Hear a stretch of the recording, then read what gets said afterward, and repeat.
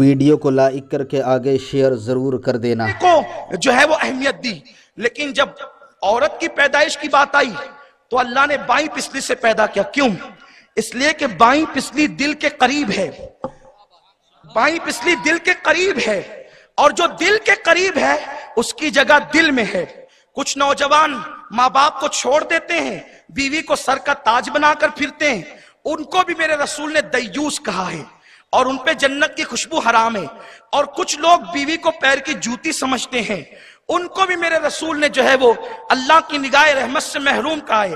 بیوی نہ سر کے تاج کا نام ہے کہ آپ ہر معاملے میں جی حضوری کریں، اور نہ پیر کی جوتی کا نام ہے کہ آپ ہر وقت اسے کچلتے رہیں۔ وہ دل کی پسلی کے قریب سے پیدا ہوئی ہے، وہ دل میں رکھنے کی چیز ہے۔ اسی لیے ماں باپ کا رشتہ بڑا قیمتی ہے، لیکن سب سے زیادہ قریب شوہر کے بیوی رہا کرتی ہے۔ میرے آقا صلی اللہ علیہ وسلم کے دیوانوں، اسلام عورت کو ٹیشو کا درجہ نہیں دیتا۔ یہ ٹیشو نہیں ہے پسینہ پوچھ کر پھینک دیں، استعمال کر کے پھینک دیں۔ اسلام میں بیوی کی شان کیا ہے آپ دیکھیں۔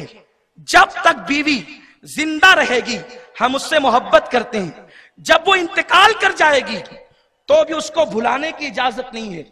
آپ سیرت رسول میں دیکھیں، اللہ کے حبیب علیہ الصلوۃ والتسلیم کی سب سے پہلی بیوی 25 سال کی عمر میں اللہ کے نبی صلی اللہ علیہ وسلم نے جن کے ساتھ نکاح کیا تھا، ان کا نام ہے، اس معتبر مبارک مقدس عظمت والی خاتون کا نام ہے سیدہ خدیجۃ الکبریٰ رضی اللہ تعالیٰ عنہا۔ یہ وہ خوش نصیب عورت ہے کہ 25 سال کی عمر میں اللہ کے حبیب علیہ السلام نے 2 مرتبہ بیوہ ہونے والی اس خاتون کے ساتھ نکاح فرمایا تھا۔ اور اس عورت کی، اس ہماری مقدس ماں کی عمر اس وقت تو 40 سال کی تھی، اور حضور علیہ السلام کی عمر 25 سال کی تھی۔ اللہ کے حبیب علیہ السلام نے یہاں پر ہمیں بتایا کہ ایک بیوہ کا مرتبہ کیا ہے، کیونکہ اس سماج کے اندر بیوہ کو منحوس سمجھا جاتا تھا، بیوہ کو ذلیل کیا جاتا تھا۔ اللہ کے رسول نے 2 مرتبہ بیوہ ہونے والی خدیجہ کے ساتھ نکاح کر کے بتا دیا کہ اگر بیوہ منحوس ہوتی تو کبھی بھی اللہ کے حبیب اس خاتون کے ساتھ نکاح نہ کرتے۔ میرے نبی نے 2 مرتبہ بیوہ ہونے والی خدیجہ کے ساتھ نکاح کر کے اسے تمام مومنین کی ماں بنا دیا ہے، اور عظمت والی وہ خاتون ہے جس کے لیے عرش سے سلام آتا تھا۔ تو جناب خدیجۃ الکبریٰ جب تک حیات رہی، اللہ کے حبیب علیہ السلام نے کوئی دوسرا نکاح نہیں فرمایا۔ سارے نکاح جناب خدیجہ کے وصال کے بعد ہوئے ہیں، اور اس کے بعد جب حضرت خدیجہ کا انتقال ہو گیا تو آقا علیہ السلام کبھی بکری ذبح کرتے تو اللہ کے حبیب علیہ السلام گوشت اپنے گھر میں پکوانے سے پہلے حضرت خدیجہ کی سہیلیوں کے یہاں بھجواتے۔ کوئی تحفہ آتا تو پہلے خدیجہ کی سہیلیوں کے یہاں، حتیٰ کہ بیویوں کے سامنے خدیجہ کا ذکر کرتے، یعنی بیوی زندہ ہو تو بھی محبت کی جائے گی، بوڑھی ہو جائے تو بھی محبت کی جائے گی، انتقال کر جائے تو بھی محبت کی جائے گی۔ یہ اس کا حق ہے، کیونکہ وہ دل کے قریب کی پسلی سے پیدا ہوئی ہے۔ کیا یہ تاریخ آپ کو نہیں معلوم؟ آج آپ سیریل دیکھ کر، فلمیں دیکھ کر، طلاق جو بڑھ رہی ہے ہمارے ملک میں، اس کی سب سے بڑی وجہ سیریل ہے۔ آج کل پاکستانی سیریلوں کے نام سے ہمارے سماج میں کچھ کہانیاں چل رہی ہے، اور اس کے بارے میں یہ ہے کہ یہ گھریلو کہانیاں ہیں۔ اس میں شادی شدہ لوگوں کو افیئر کرتے ہوئے بتایا جاتا ہے، پھر شکوک و شبہات ہوتے ہیں، پھر طلاق واقع ہو جاتی ہے۔ ہم کہتے ہیں سیریل کسی ملک سے چلے، اگر وہ سماج میں بگاڑ پیدا کرے ہم اس پہ لعنت کرتے ہیں۔ ہمارا تعلق مذہب اسلام سے کسی ملک سے نہیں ہے، اور ہم ہندوستان والے کسی ملک سے تہذیب سیکھنے کے روادار نہیں ہے، کیونکہ ہمارا ملک ہندوستان یہ وہ ملک ہے کہ حضرت آدم کو جب زمین پہ اتارا گیا تو سب سے پہلے آدم ہندوستان تشریف لائے ہیں۔ یہ زمین آدم علیہ السلام کی زمین ہے، یہ زمین جناب خواجہ کی زمین ہے، یہ زمین داتا کی زمین ہے۔ اللہ کے رسول علیہ السلام نے ہندوستان کی زمین سے محبت کی ہے، یہاں کے عطر کی تعریف کی، یہاں کی جڑی بوٹیوں کی تعریف کی، یہاں کی چمکتی تلواروں کی تعریف کی، اور ایک دن تو رسول اللہ نے فرمایا کہ مجھے ہندوستان سے اپنے غلاموں کی خوشبو آتی ہے۔ اسی لیے ڈاکٹر اقبال کہتے ہیں میرے عرب کو آئی ٹھنڈی ہوا جہاں سے، میرا وطن وہی ہے، میرا وطن وہی ہے۔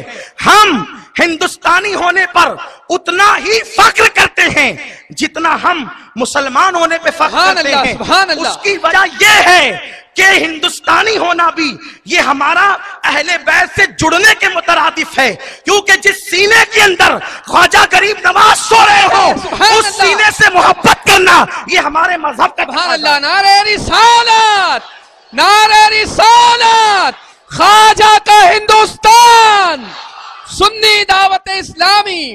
سبحان اللہ، سبحان اللہ۔ یہی وجہ ہے کہ صوفیوں کے ماننے والے کبھی مذہب کے خلاف نہیں گئے۔ بات آئیے تو صرف اشارہ کر کے گزروں گا، میرا عنوان وہ نہیں ہے۔ اولیاء کے ماننے والے کسی دور میں مذہب کے خلاف نہیں گئے۔ 1857 میں سب سے پہلے انگریزوں کے خلاف دلی کی جامع مسجد سے اگر کسی نے جہاد کا فتویٰ دیا تھا اور ہندوستان کو بچانے کا شعور دیا تھا تو سلسلہ چشتیہ کا وہ سپوت تھا، اور سلسلہ چشتیہ کا وہ پیر طریقت تھا جس کو دنیا فضل خیرآبادی کے نام سے جانتی ہے۔ الحمدللہ۔ تو عرض یہ کر رہا تھا کہ ہندوستان کی سرزمین پر حضرت آدم علیہ السلام سب سے پہلے تشریف لائے، تو یہ جو سیریل ہے غیر ملکی سیریل، اس پہ پابندی لگنی چاہیے۔ ایک دوسرا یہ کہ فلموں کے اندر ہر فلم کا عنوان یہ ہے کہ جب کوئی لڑکا کالج جاتا ہے یا لڑکی، تو لڑکا لڑکی کالج جانے کے بعد افیئر کرتے ہیں، اس کے بعد پھر وہ ایک دوسرے کو لے کر بھاگنے کا پلان بناتے ہیں، اور اس کے بعد پھر وہ ماں باپ کو چھوڑ کر نکل جاتے ہیں۔ دیکھو انسان کی فطرت ہے، وہ جو دیکھتا ہے وہ کرتا ہے۔ اگر ان فلموں پر پابندی لگے یا کم سے کم اس کا عنوان چینج ہو، اگر پابندی نہیں لگ سکتی تو کم سے کم اس کا عنوان چینج کیا جائے، کیونکہ ماں باپ سے، سماج سے بغاوت اور افیئر کے معاملات عام طور پہ یا تو لوگ سیریل میں دیکھتے ہیں یا فلموں میں دیکھتے ہیں، پھر اس کے بعد دوسرے ذرائع الگ ہیں۔ ہم نے نہ کبھی اس کی تائید کی ہے اور نہ آج ہم فلموں کی تائید کرنے کے لیے کھڑے ہوئے ہیں۔ تو میرے آقا صلی اللہ علیہ وسلم کے پیارے دیوانوں، یہ جو شادی سے پہلے کے تعلقات ہیں یہ طلاق کے ذرائع پیدا کرتے ہیں، اور مذہب یہ کہتا ہے کہ شادی کے بعد تعلق قائم ہونے چاہیے تاکہ محبت اخیر تک رہے، کیونکہ مرنے کے بعد بھی ہم بیویوں کو یاد رکھتے ہیں۔ کیا یہ تاریخ تمہیں یاد نہیں کہ اسی ہندوستان میں جو تاج محل بنا ہے وہ کسی بیوی ہی کی تو یادگار میں بنا ہے، اور ممتاز کی حیات میں نہیں بلکہ اس کے انتقال کے بعد بنا ہے۔ پتہ چلا کہ اسلام میں میاں بیوی کا تعلق کتنا حسین ہے کہ جب بیوی زندہ رہتی ہے تو ہم بیوی کے رخسار کے تل پر سمرقند اور بخارا جیسے شہر بساتے ہیں۔ یہ سمرقند اور بخارا جیسے شہر کیا ہے؟ یہ بیوی کے رخسار کے تل پر ایک بادشاہ نے 2 شہر بسائے ہیں۔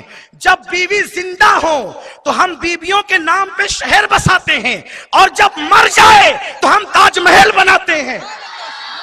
زندہ ہو تو ہم شہر بساتے ہیں، مر جائے تو تاج محل بناتے ہیں۔ اور ایک خاص بات سن لیں، یہ کعبہ اور مکہ کیا ہے؟ یہ بھی ایک میاں بیوی کی محبت کی داستان ہے۔ یہ میاں بیوی کی محبت کی داستان ہے کعبہ اور مکہ۔ اگر شوہر بیوی کا وفادار ہو جائے تو سمرقند اور بخارا جیسے شہر بنتے ہیں اور تاج محل جیسی عمارت بنتی ہے، اور بیوی اگر شوہر کی وفادار ہو جائے تو مکہ جیسا شہر بستا ہے اور کعبہ جیسی عمارت بنتی ہے۔ یہ مکہ بسا کیوں ہے؟ ایک ابراہیم خلیل کی وفادار بیوی ہاجرہ اس ریگستان میں جا کے بیٹھ گئی تو اللہ نے اسے آباد کر دیا، اور پھر اس کے بعد ہی کعبۃ اللہ بنا ہے۔ یہ بھی تو ایک چیز ہے، ہمارے مذہب کی تعلیم یہ ہے۔ اسلام میں عورت کو یہ مقام حاصل ہے کہ سورہ نور کے اندر اس کی تفسیر میں یہ باتیں آتی ہے کہ شوہر بلا وجہ اپنی بیوی کا نام لے کر نہیں پکارتا۔ ہمارے یہاں ہم اپنی بیویوں کے نام لے کر نہیں پکارتے۔ یہ قرآن کی تعلیم تفاسیر میں اگر کسی کی بیوی کا نام فلاں ہے تو وہ فلانی فلانی کا نام لے کر نہیں، اس کے لیے محبت سے کچھ نام رکھے جائیں گے، اور وہ اصل نام چھپا کر تعارفی ناموں سے پکارا جائے گا۔ جیسے حضور علیہ السلام کی سب سے چہیتی بیوی خدیجہ کے بعد اماں عائشہ صدیقہ ہے، حضور نے ان کا وہ نام چھپایا اور ان کو حمیرہ کہا۔ اور حمیرہ کے القاب سے ان کو پکارا. شوہر بیوی میں محبت اتنی ہے، آداب اتنے ہیں کہ ہم اپنی بیویوں کے نام لے کر نہیں پکارتے. اسی لیے آپ قرآن اٹھا کر دیکھیں، قرآن کی 6666 آیتیں ہیں. ایک عورت کے علاوہ اللہ نے قرآن میں کسی عورت کا نام نہیں لیا، اس لیے کہ مذہب اسلام چاہتا ہے عورت کو بہت اونچائی پہ رکھے. اللہ کے رسول فرماتے میں نے عورتوں کی عزت کو کعبے سے بلند کر دیا ہے. اس چیز کو ہم بھول گئے. ہم سمجھتے صرف نماز ہی عبادت ہے، روزہ عبادت ہے، حج عبادت ہے. سن لو، اللہ کے رسول فرماتے ہیں تم میں سب سے بہتر وہ ہے، غور فرمائیں، تم میں سب سے بہتر وہ ہے جو تسبیح لاتا ہے نہیں، جس کی داڑھی لمبی ہے نہیں، جو نماز کا پابند ہے نہیں. وہ سب بہتر ہے بعد میں. سب سے بہتر رسول نے جس کو کہا صلی اللہ علیہ وسلم تم میں سب سے بہتر وہ ہے جو اپنی بیوی کے ساتھ سب سے بہتر ہے. اور آقا فرماتے میں تم سب میں سب سے بہتر ہوں، اس لیے کہ میں اپنے گھر والوں کے ساتھ تم سب سے زیادہ اچھا سلوک کرتا ہوں. نام جو مذہب عورت کا لینے کی اجازت نہیں دیتا، کتنا احترام سکھاتا ہوگا. اسی لیے عورتوں کے نام نہیں لیے جاتے ادب کی وجہ سے. پورے قرآن میں ایک عورت کا نام ہے مریم اور باقی کسی عورت کا نام نہیں. حالانکہ بہت عورتوں کا ذکر آیا ہے، جناب مریم کی امی کا ذکر آیا تو وہاں قرآن کہتا ہے عمران کی بیوی، نام نہیں لیتا، عمران کی بیوی. اس کے بعد زلیخا کا ذکر آیا تو کہا مصر کی عورتیں.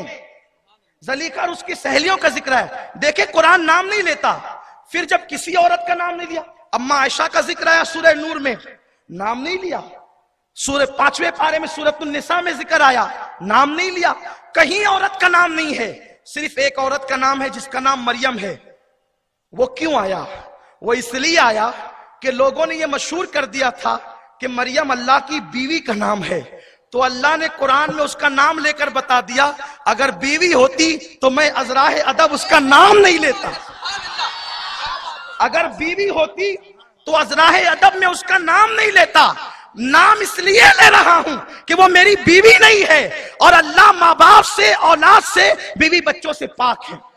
جو مذہب عورت کا نام لینے کا ادب سکھائے کہ نام نہ لو، بچوں کی امی کہو یا کوئی اور القابات دو ان کو، وہ مذہب کتنے حسن سلوک کی تعلیم دیتا ہوگا. لیکن ایسے مقدس مذہب کے ماننے والے دھڑا دھڑ طلاق دے رہے ہیں، سالن میں نمک زیادہ ہونے پہ طلاق دے رہے ہیں، کسی سے افیئر ہو گیا تو طلاق دے رہے ہیں، مرضی کے مطابق ڈش نہیں بنی تو طلاق دے رہے ہیں. طلاق کو تم نے کھیل سمجھائے. اللہ کے رسول غیب دا نبی صلی اللہ علیہ وسلم نے فرمایا اللہ کو جائز کاموں میں سب سے زیادہ ناپسندیدہ چیز طلاق ہے.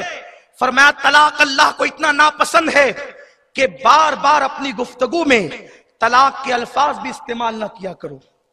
اور اس کے بعد پھر طلاق بھی دیتے ہیں تو کتنی، ایک زبان میں 3 طلاق. ہم تو یہاں تک سن رہے ہیں کہ کوئی کہتا ہے کہ جا تجھے طلاق تیری، معاذ اللہ اس کی بیوی کو کہتا ہے تجھے طلاق تیری خاندان کو طلاق. تو نے بیوی سے نکاح کیا یا خاندان سے نکاح کیا؟